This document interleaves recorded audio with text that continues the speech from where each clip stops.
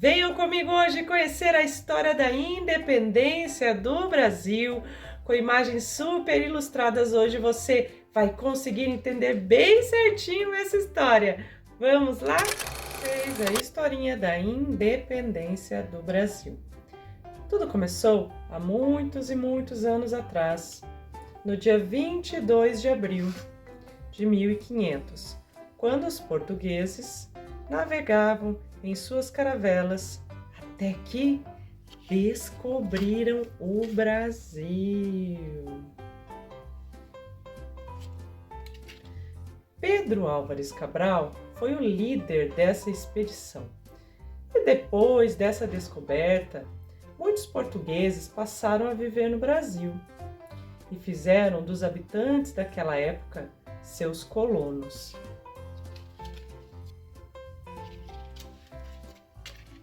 O Brasil passou a ser considerado colônia de Portugal e, por causa disso, o país de Portugal comandava o Brasil. O rei de Portugal começou a ser o nosso responsável.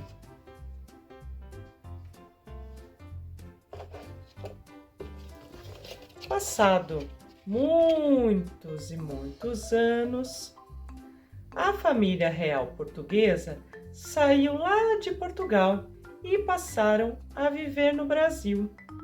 Um dos seus filhos era Dom Pedro I. Ele veio para o Brasil com 9 anos e cresceu aqui.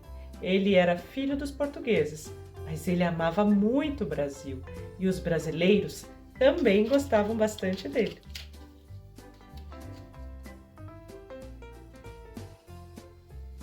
Olha, nossa história já está ficando bem grande, né?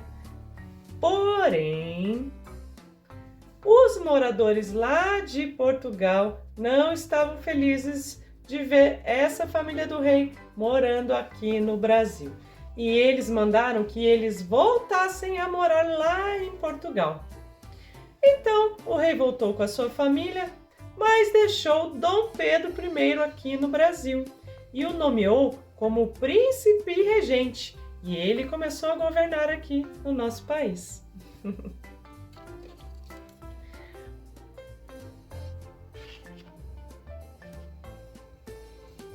Tudo ia bem, até que Dom Pedro I, que estava aqui cuidando do país, recebeu uma carta lá de Portugal.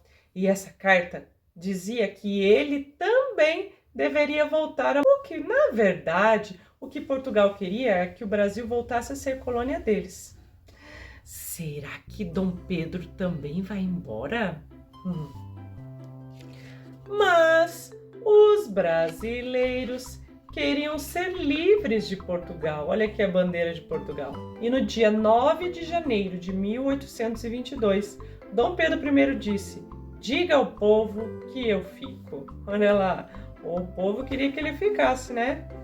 Mas essa notícia não chegou muito bem lá em Portugal.